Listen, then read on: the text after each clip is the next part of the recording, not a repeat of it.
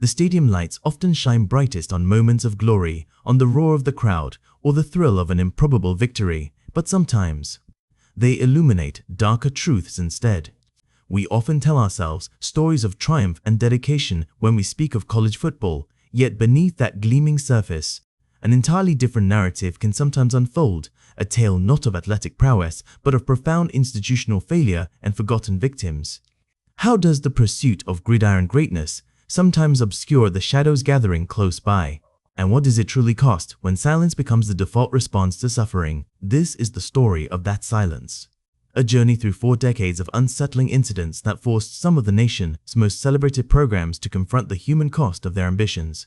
If you enjoy stepping back into these football stories with me, feel free to like the video and subscribe for more documentaries like this. Penn State football in 1978 was an ascendant program charging towards national relevance under Joe Paterno, but within its ranks lurked a predator. Todd Hodney, a linebacker on Paterno's team that year, was not a significant presence on the field, his contributions largely unnoted in the annals of Nittany Lion history. Off the field, however, Hodney initiated a chilling series of violent sexual assaults targeting unsuspecting women near the Penn State campus. Authorities later described Hodney as an exceptionally dangerous, physically imposing, and utterly ruthless criminal, a man whose presence in the community posed an extreme threat.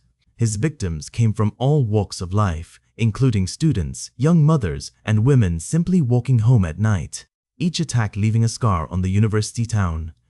These heinous crimes continued unabated, while Penn State's football program relentlessly pursued its dream of national championships, seemingly oblivious to the terror in its backyard. Hodney was eventually expelled from the Penn State team, but this action only came after dozens of women had already suffered at his hands. After leaving Penn State, his criminal activities did not cease. Instead, they escalated significantly. He was later convicted of rape, a grim testament to his continued pattern of violence.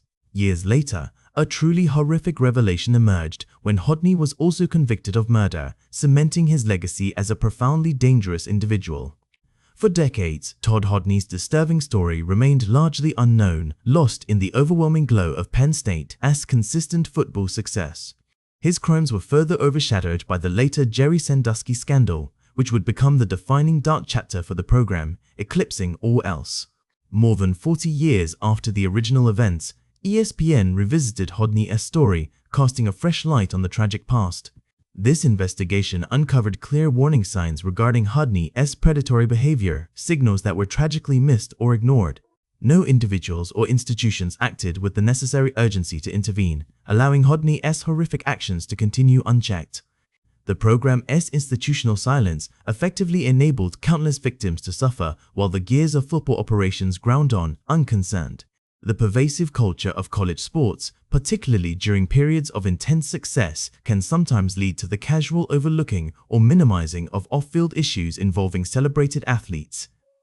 A win-at-all-cost mentality can foster environments where serious misconduct is neither addressed promptly nor adequately. This lack of action inevitably brings questions of institutional accountability into sharp focus in the aftermath of such scandals, highlighting systemic failures. Often, a lack of robust reporting mechanisms or a genuine fear of reprisal can prevent victims or witnesses from coming forward in athletic programs. The legal and ethical responsibilities of universities extend far beyond the playing field, encompassing the protection of all students, not solely athletes, from harm. In the summer of 2023, the prestigious Northwestern University's football program unexpectedly became the focal point of a major college football scandal, one deeply rooted in hazing. Northwestern, usually celebrated more for its exceptional academic reputation than its athletic programs, suddenly found itself grappling with a starkly different image. The scandal began with initial reports and hushed rumors of hazing practices circulating within the Wildcats' locker room. Public revelations quickly presented a systemic and deeply disturbing pattern of abuse that had become ingrained within the program's culture. An internal university investigation subsequently confirmed a long-standing pattern of problematic conduct that had persisted over several years. Former players came forward, detailing hazing rituals that included coerced sexual acts, profoundly degrading punishments, and forced new drills. The allegations shocked the nation, not just for their inherent cruelty, but for the alarming extent to which such practices had become normalized within the program. Reports further indicated that some coaches allegedly provided subtle signals, indicating when these brutal hazing rituals were to occur. Team leaders reportedly enforced these rituals with a chilling effectiveness, framing them as a twisted, necessary rite of passage for new players. What initially began as a perceived tradition had irrevocably transformed into a pervasive system of humiliation and abuse. This created a program culture where young players felt utterly powerless and harbored a profound fear of speaking out due to potential ostracism. Initially, Northwestern University attempted a quiet and swift resolution to the mounting hazing allegations, hoping to contain the damage. Head coach Pat Fitzgerald, himself a former Northwestern player and a long-time, respected coach of 17 years, initially received a relatively brief 2-week suspension. However, graphic and deeply unsettling details of the hazing allegations subsequently leaked to the press, igniting a firestorm. Public outrage was immediate, widespread, and fiercely intense following the leaked details. Within a mere matter of days, Pat Fitzgerald was fired from his position, ending his long and storied tenure as head coach. Northwestern's football reputation, once a source of quiet academic pride, was severely and publicly damaged. The scandal prompted broader and deeply uncomfortable questions about the persistence of toxic behavior within programs previously known for their strict discipline and high academic standards. It served as a stark reminder that hazing can occur in elite universities with strong reputations, not exclusively in smaller or less prominent athletic programs. The incident underscored the inherent dangers of accountability, lapses within athletic departments, even at the highest levels. Hazing, traditionally viewed by some as a benign bonding activity, can very easily cross the line into severe abuse when existing power dynamics are exploited. The critical role of coaching staff in preventing or, conversely, enabling hazing practices is an immensely significant aspect of program oversight. Legal implications for universities in hazing cases can be substantial, often including costly civil lawsuits and devastating reputational damage. Many athletic organizations and universities have since implemented or strengthened anti-hazing policies and comprehensive educational programs in direct response to such high-profile incidents. The delicate balance between fostering team cohesion and ensuring individual player safety remains a constant, often difficult challenge for athletic programs. In May of 2018, the University of Maryland football program suffered an unimaginable tragedy involving a player's death, a stark reminder of the risks involved in competitive athletics. During an intense off-season conditioning session held in brutally high heat, 19-year-old offensive lineman Jordan McNair collapsed. The initial assessment by team trainers regrettably indicated simple exhaustion, misinterpreting the severe symptoms.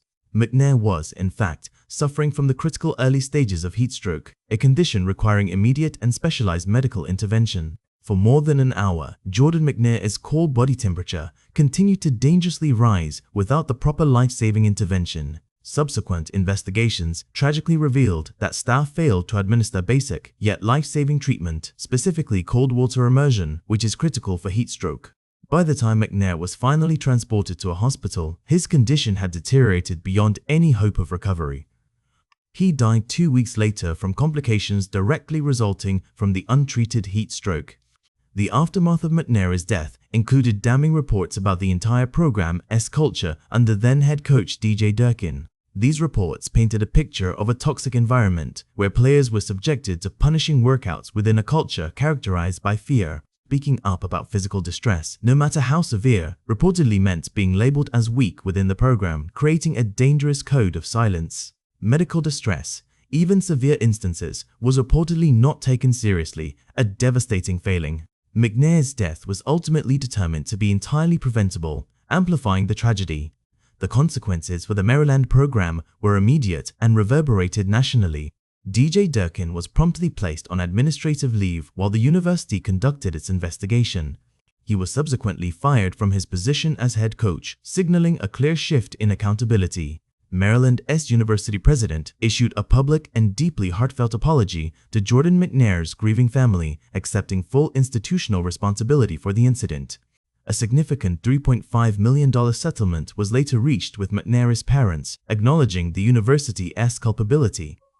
The incident's profound impact extended far beyond the University of Maryland, influencing college football programs nationally.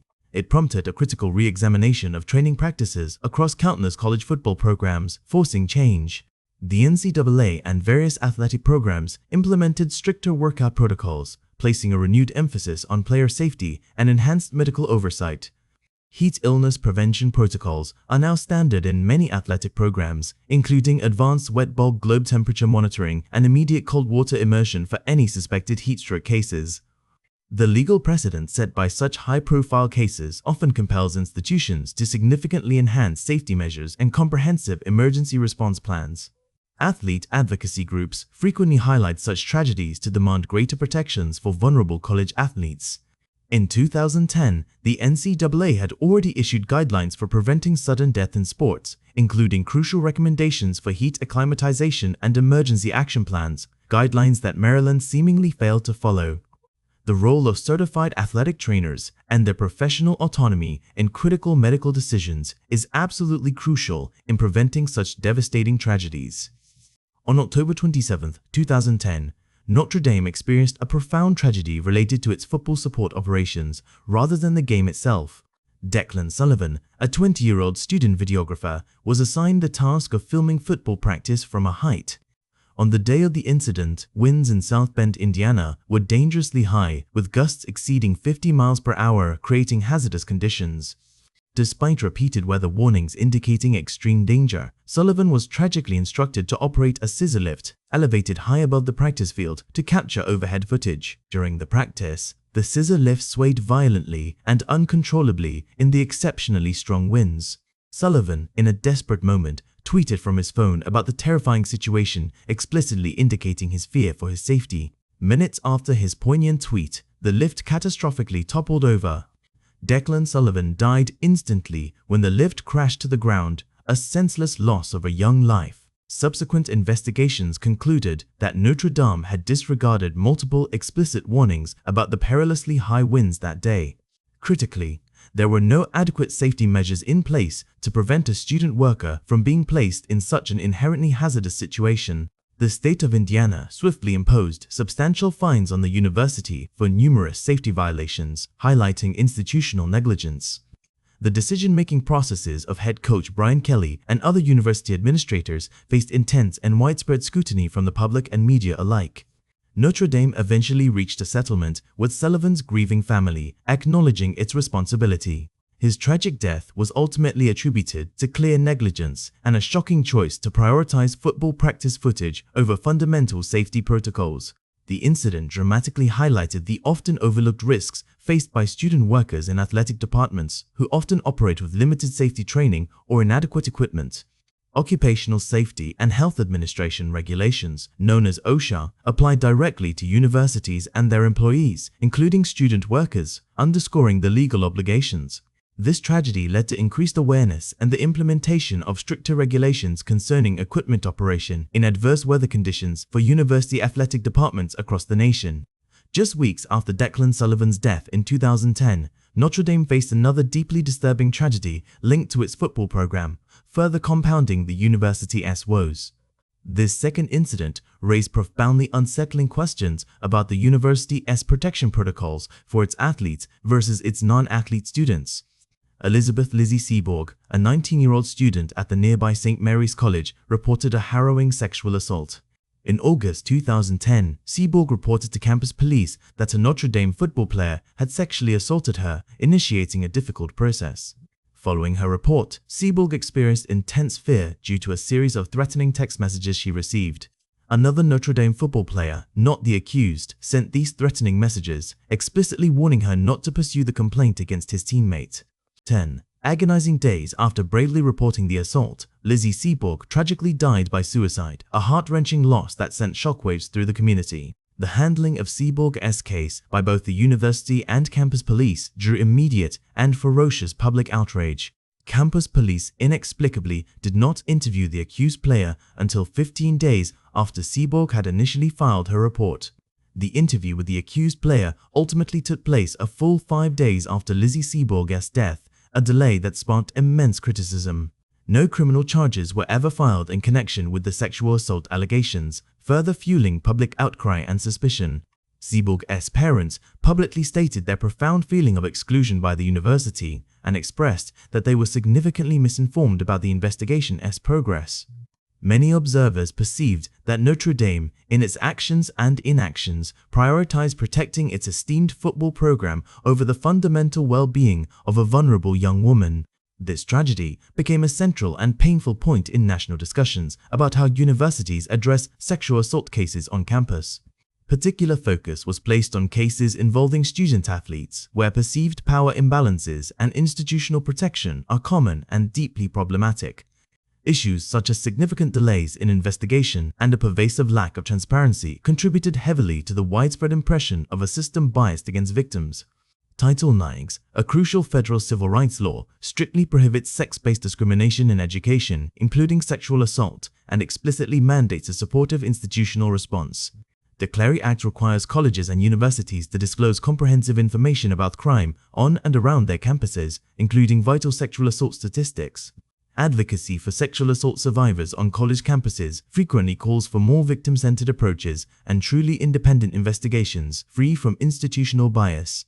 The intricate intersection of athletic prominence and campus judicial processes frequently leads to complex and agonizing ethical dilemmas for universities, creating difficult choices. The concept of institutional betrayal powerfully describes the profound harm caused when organizations fail to respond supportively or adequately to victims of interpersonal violence within their care.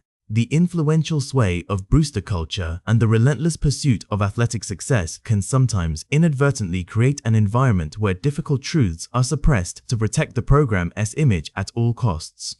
Universities are, thankfully, increasingly implementing comprehensive sexual assault policies, robust survivor support services, and mandatory training for all staff and athletes to prevent future tragedies. The lack of timely investigation can severely compromise crucial evidence and make successful prosecution significantly more difficult, impacting justice. The immense pressure on athletes to perform at peak levels and maintain eligibility can sometimes contribute to a dangerous culture of silence around misconduct, fearing repercussions. The precise definition of consent in sexual assault cases is a critical legal and educational component that must be clearly articulated in all university policies. In 2011, the University of Miami football program found itself at the heart of a truly remarkable scandal, one filled with salacious details that shocked the entire college sports landscape. The central figure in this dramatic narrative was Nevin Shapiro, a prominent South Florida businessman whose life and finances were about to unravel spectacularly. Shapiro operated a staggering $930 million Ponzi scheme, a vast web of deceit built on fraudulent investments. Concurrently with his colossal investment fraud, Shapiro illegally funneled millions of dollars directly into the Hurricanes football program, brazenly declaring himself the program's biggest booster. For almost 10 years, he provided Miami players with benefits explicitly forbidden by NCAA rules, creating a culture of illicit extravagance. These forbidden perks included regular cash handouts, payment for lavish nightclub tabs, wild yacht parties in Biscayne Bay, luxury hotel suites, expensive jewelry, and even the services of prostitutes. Shapiro even went so far as to claim he had paid for an abortion for a player's girlfriend, an allegation that brought a new level of discomfort to the entire affair. According to Shapiro, as many as 72 players received improper benefits from him throughout the 2000s, transforming Miami's vibrant nightlife scene into an unofficial extension of the football program itself. VIP sections at elite clubs were routinely reserved for players, supplied with seemingly endless champagne and an abundance of attention. Players drove cars that were directly financed by Shapiro. Some even resided in his sprawling mansions, and all experienced a celebrity lifestyle through his generous yet entirely illegal provisions. Shapiro's motivation extended beyond simple support. He craved access to the program, seeking to be present in the locker room, on the sidelines, and integral to the very essence of the Hurricanes' swagger that defined their identity. When Shapiro's immense Ponzi scheme finally collapsed, the consequences were swift and severe. He was sentenced to 20 years in federal prison. From behind bars, Shapiro transformed into a whistleblower, disclosing extensive, intricate details of his decade-long illicit association with Miami football. The NCAA, facing immense pressure, initiated a thorough investigation into Shapiro's myriad allegations. Although the NCAA could not substantiate every single claim, the program's reputation suffered significant and irreparable damage. Miami's once dominant football reputation, a name synonymous with championships and larger-than-life characters, became irrevocably tarnished by these widespread revelations of corruption. The Nevin Shapiro saga stands as a stark demonstration of how easily programs can be corrupted by the relentless pursuit of money, influence, and success. NCAA rules on amateurism and impermissible benefits exist precisely to prevent such booster-player relationships from flourishing. The concept of a rogue booster often masks deeper issues of institutional control and critical compliance failures, suggesting a systemic problem rather than an isolated incident. The scandal eventually led to significant NCAA penalties for the University of Miami, including crucial scholarship reductions and dreaded bowl bans, handicapping their competitive aspirations for years. The allure of high-profile college athletics can sometimes attract individuals seeking to use programs for personal gain or influence, and the enforcement mechanisms of the NCAA are frequently tested by such complex cases of financial misconduct and player benefits, forcing them to adapt and evolve. On June 9, 2012, Auburn University's community was tragically impacted by an incident of gun violence, a moment that shattered the usual tranquility of a college town. The shooting occurred at an off-campus pool party located near the university, a social gathering that quickly devolved into horror. An argument at the party escalated into a shooting, a shocking turn of events. The tragic incident resulted in the deaths of 2 former Auburn players. A current Auburn player was also severely injured in the shooting, narrowly escaping with his life. Ladarius Phillips and Ed Christian, both former Auburn offensive linemen, were killed that night, their promising futures stolen in an instant. Eric Mack, a current offensive lineman at the time, was critically wounded but thankfully survived the brutal attack, though his recovery was long and arduous. The shooter was identified as a 22-year-old male with a documented history of violence, a dangerous individual whose presence at the party proved fatal. He opened fire following a dispute that was reportedly about a woman, a senseless trigger for such immense tragedy. Witnesses described the scene as utterly chaotic, with dozens of students fleeing for safety amidst the sound of gunshots and screaming. The suspect fled the scene, prompting a multi-day manhunt that gripped the region. He eventually surrendered to law enforcement, bringing a measure of relief, but not peace. The shooter was later convicted of capital murder, a verdict that reflected the gravity of his actions. He received a sentence of life in prison, ensuring he would never again pose a threat to the community. The murders sent shockwaves through Auburn, a university that had so recently celebrated the euphoria of a 2010 national championship, where football was usually a source of immense joy and pride. Thousands attended candlelight vigils held to mourn the victims, a somber display of collective grief and solidarity. Coaches and teammates expressed immense difficulty processing the sudden, senseless loss of young men to violence, a wound that ran deep through the program.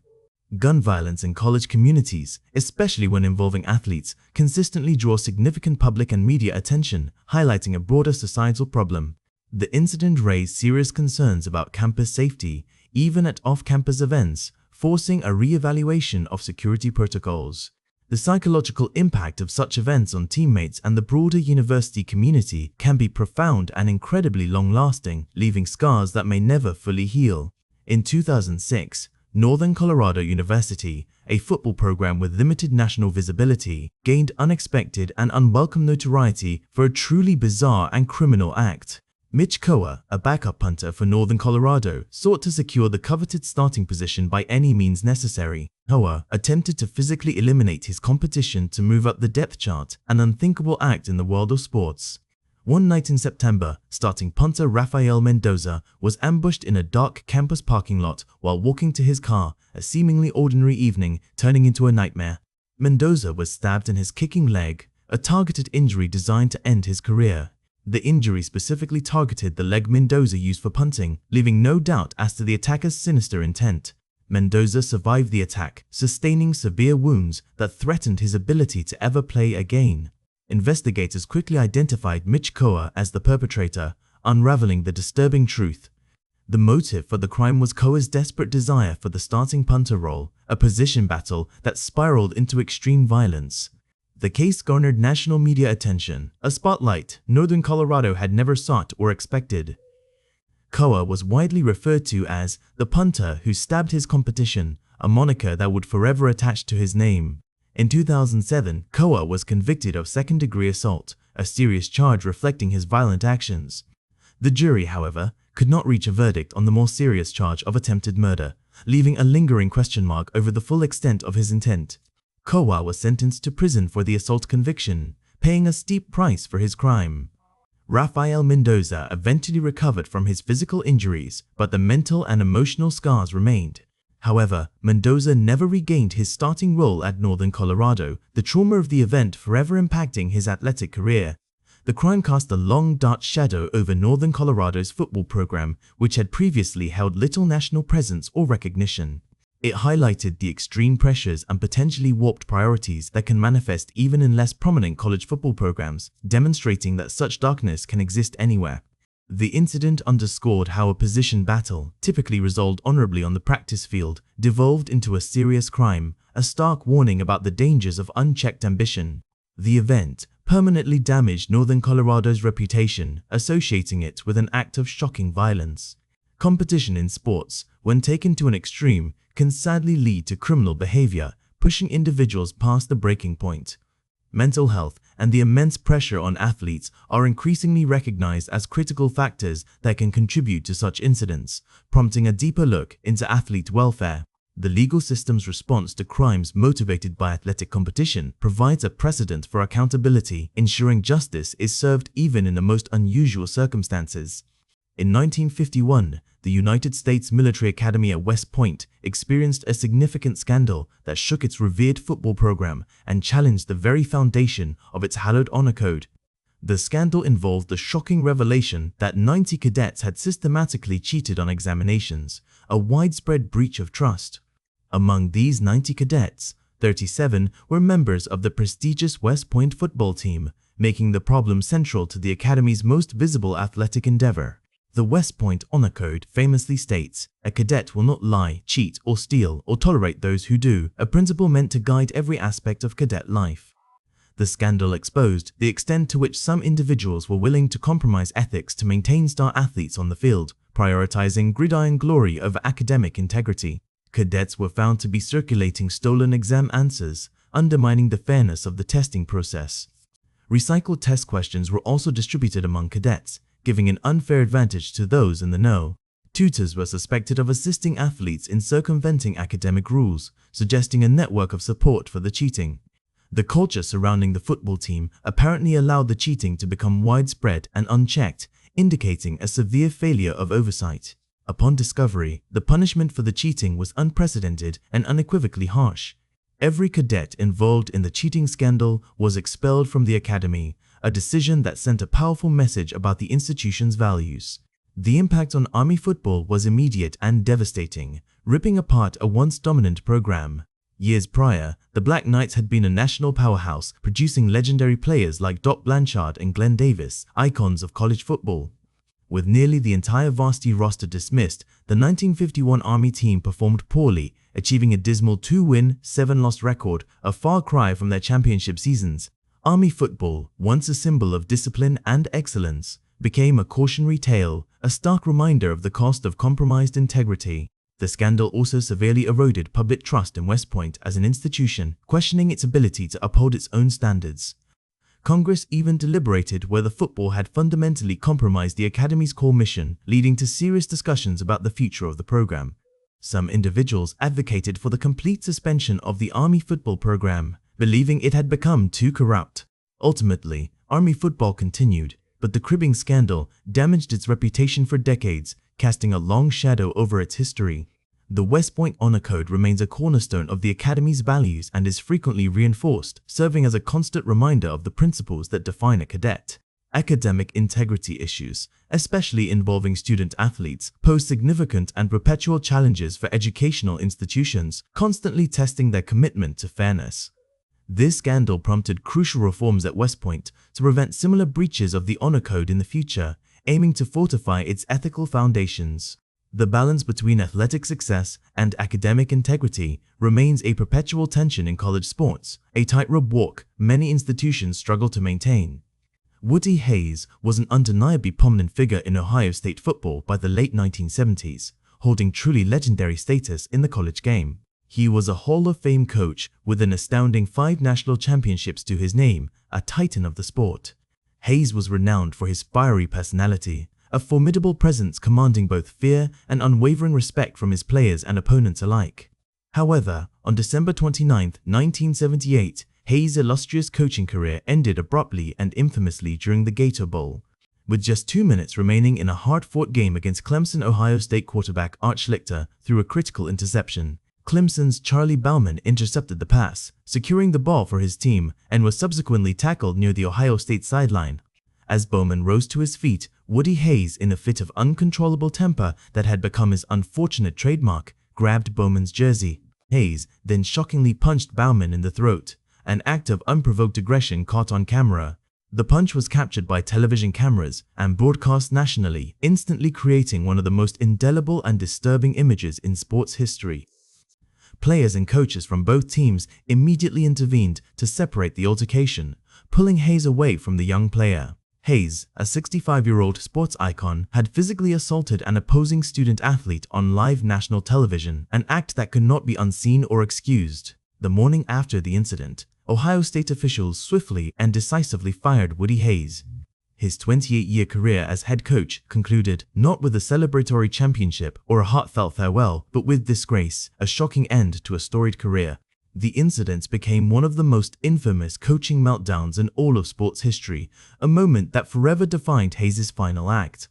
It completely overshadowed Clemson's 17-15 victory in the Gator Bowl, turning the focus solely onto Hayes' egregious behavior. The event permanently marred Woody Hayes' legacy, casting a long shadow over his immense achievements. While he is undoubtedly remembered for his coaching brilliance and unparalleled success, he is also significantly associated with the violent outburst that terminated his career, a dual legacy of greatness and shame. Coaching conduct and sportsmanship are critical aspects of athletic leadership, setting an example for young athletes and the public. This incident led to increased scrutiny on coach behavior and accountability in college sports, prompting a re-evaluation of acceptable conduct on the sidelines. The role of temper and emotional control in high-stakes athletic environments is a recurring theme, often leading to moments of regrettable action. The immediate termination of Hayes demonstrated a clear zero-tolerance policy for physical assault by a coach, sending an unmistakable message across the league. The incident also highlighted the inherent power dynamics between coaches and opposing players, underscoring the vulnerability of athletes to such abuse. Many sports leagues and associations now have explicit rules against physical contact with officials or opposing players by coaches, directly addressing the kind of behavior that brought down one of college football's most legendary figures. The stories of college football are often etched in triumphs and heroic feats, but sometimes, the deepest scars on the game come from unexpected corners, moments of profound tragedy that forever alter its landscape. This is where we revisit some of those difficult narratives, not to dwell in sadness, but to understand the resilience, the reform, and the enduring human spirit that has always defined this sport. We look back to November 14, 1970, a date forever etched as a significant dark day in the history of college football. Marshall University's football team was returning to Huntington, West Virginia, after an away game against East Carolina, embarking on what should have been a routine journey home. They were aboard a chartered Southern Airways DC-9 aircraft, a vessel that carried 75 individuals, including players, coaches, staff, boosters, and the flight crew, all bound for home. As the aircraft approached Tri-State Airport during a rainy and foggy night, it clipped trees short of the runway, a catastrophic error in judgment or conditions. The plane subsequently crashed into a hillside and exploded, transforming hope into an inferno. All 75 people on board perished in the crash, leaving an unimaginable void. Among the casualties were 36 Marshall players, 9 coaches, 25 boosters, and 5 crew members, a crushing blow to a tight-knit community. The crash had a devastating impact on the city of Huntington, a place where college football was deeply interwoven into the civic identity. Numerous families lost sons, fathers, and brothers simultaneously, fracturing the very fabric of countless lives. The entire core of the Marshall football program was eradicated in an instant, an unprecedented catastrophe for any athletic institution. University officials deliberated shutting down the football program entirely, overwhelmed by the sheer magnitude of grief and loss. Ultimately, however, Marshall University decided to rebuild its football program, a decision that would become legendary. With assistance from students, walk-ons, and transfers from other schools, the Thundering Herd somehow fielded a team the subsequent season, a testament to raw courage. The team struggled on the field for several years following the crash, the weight of expectation and sorrow proving immense. Yet, the decision to continue playing became a powerful symbol of resilience for the university and community, demonstrating an unwavering will to endure. The tragedy was later depicted in the film We Are Marshall, bringing its poignant story to a wider national audience.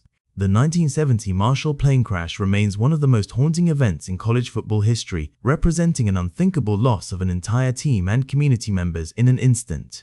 The immediate aftermath involved profound community mourning and a struggle for institutional continuity, a period of collective processing unlike any other. The rebuilding effort for Marshall's football program is often cited as a testament to the human spirit and community strength, a beacon of hope in the face of despair. In the decades following similar aviation tragedies, air safety regulations and investigation protocols were significantly improved, learning painful lessons from such incidents. The psychological impact of mass casualty events on surviving family members and communities often necessitates long-term support systems, acknowledging that healing extends far beyond the immediate aftermath. The film adaptation brought broader national awareness to this specific tragedy and its themes of loss and perseverance, ensuring the legacy of those lost would not be forgotten. More recently, on November 13, 2022, the University of Virginia, or UVA, experienced a shooting tragedy involving several of its football players, a horrific event that echoed with a different kind of violence. A group of students, including multiple football players, were returning to campus on a charter bus after an off-campus class trip, a mundane journey that took a horrifying turn. An ordinary Sunday night quickly escalated into an event that shocked the nation. A former UVA player, who was also a student at the university, allegedly opened fire on the bus, turning an evening outing into a scene of terror. 3 football players were killed in the attack: Lavelle Davis Jr., Devin Chandler, and Deshaun Perry, young lives cut short in an instant. 2 other students on the bus sustained injuries, adding to the pain. The attack was sudden and shocking, causing immense trauma to teammates and classmates who witnessed the horrific event unfold. The shooter fled the scene, initiating a 12-hour campus lockdown while police conducted a frantic search. The suspect was arrested the following morning, bringing a sliver of relief but no comfort. The Charlottesville community entered a period of mourning, grappling with the senseless violence that had touched its campus. Thousands of people attended candlelight vigils held in remembrance of the victims, a collective outpouring of grief and solidarity. Teammates, coaches, and family members honored the 3 victims, emphasizing their roles as beloved sons, brothers, and friends beyond their athletic identities, reminding everyone of the full lives they lived. In the weeks following the shooting, details emerged that the alleged shooter had been on UVA's radar for prior behavioral and weapon-related issues, intensifying the community's frustration and disbelief. Questions arose regarding how warning signs could have been overlooked or missed, adding a layer of anguish to the sorrow.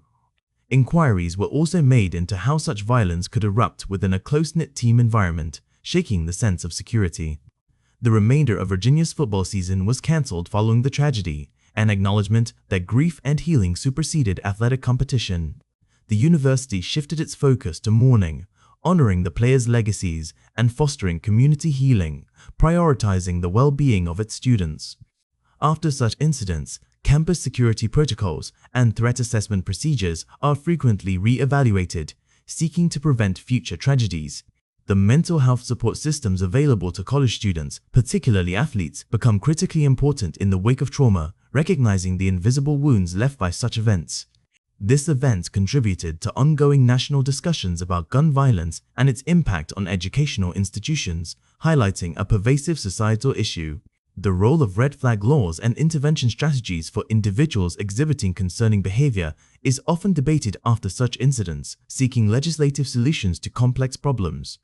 117 years earlier, in 1905, college football faced an existential crisis due to its extreme brutality and high fatality rate, threatening its very existence. The sport, while highly popular, was dangerously violent, a far cry from the strategic game we know today. The absence of a forward pass resulted in players engaging in mass formations, such as the flying wedge, tactics designed for sheer impact rather than skill. These formations effectively transformed scrimmages into organized brawls, leading to gruesome injuries. Protective equipment was primitive, and helmets offered minimal protection, leaving players vulnerable. Refereeing standards were inconsistent, further contributing to the chaos and danger. The violence escalated to a critical point during the 1905 season, shocking the public conscience. By the conclusion of the 1905 season, at least 19 college football players had died, an unthinkable casualty rate. Additionally, 137 players sustained serious injuries, painting a grim picture of the game's dangers. Fatalities included skull fractures, spinal cord injuries, and internal bleeding, consequences of brutal physical clashes. Many of these tragedies involved teenagers who had only recently graduated from high school, making the losses even more poignant. Newspapers of the era labeled the situation a death harvest, reflecting the widespread outrage.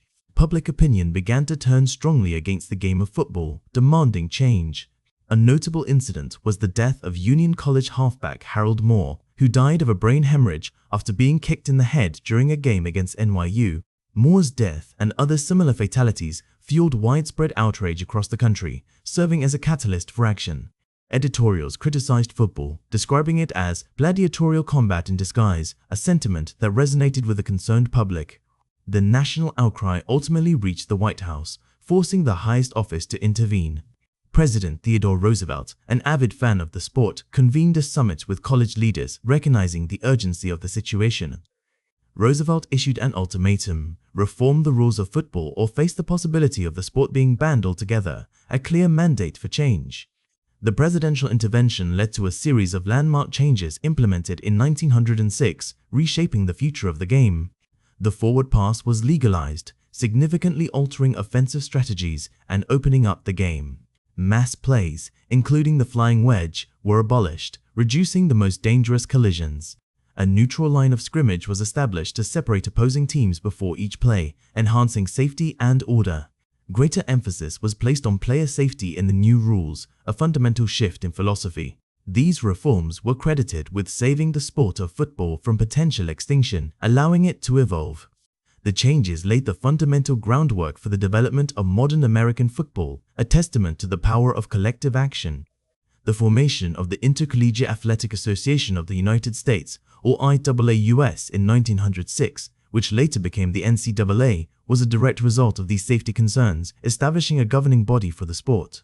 The evolution of football equipment, including improved helmets and padding, has been a continuous process driven by player safety concerns, reflecting an ongoing commitment to player well-being. Rule changes, such as those related to tackling techniques and targeting, continue to be implemented to reduce injury risk, demonstrating an adaptive approach to player safety.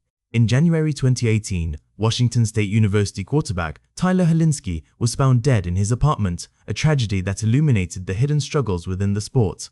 His death was determined to be from a self-inflicted gunshot wound, a stark and painful revelation. Hilinski was 21 years old at the time of his death, a young man with a bright future. He had started in the Holiday Bowl just weeks prior to his death, seemingly at the cusp of a breakout career. Hilinski was widely anticipated to become the Cougars' full-time starting quarterback for the upcoming season, a dream many athletes chase. His death shocked teammates, fans, and the broader college football community, leaving many searching for answers. Initially, the circumstances of his death were a mystery, as Hilinski had appeared cheerful, hardworking, and well-liked by those around him. There were no apparent warning signs of his distress, making his passing even more perplexing. Questions intensified regarding how a young man with such promise could reach such a devastating breaking point, highlighting the unseen pressures. Answers began to emerge after his family consented to a post-mortem examination of his brain, seeking understanding in their grief. The autopsy revealed that Hilinski had stage 1 chronic traumatic encephalopathy, or CTE, a degenerative brain disease linked to repeated head trauma. Doctors expressed surprise, noting that Hilinski's brain pathology resembled that of a man decades older, potentially in his 60s, raising serious concerns about the impact of football on young brains. His parents have stated that they do not solely blame football for his death, acknowledging the complexity of mental illness. However, they believe that CTE, combined with the intense pressures of being a quarterback, contributed to his depression, offering a powerful insight. Tyler's younger brother, Ryan, later played quarterback at South Carolina and Northwestern, honoring Tyler's memory and continuing the family's journey in the sport.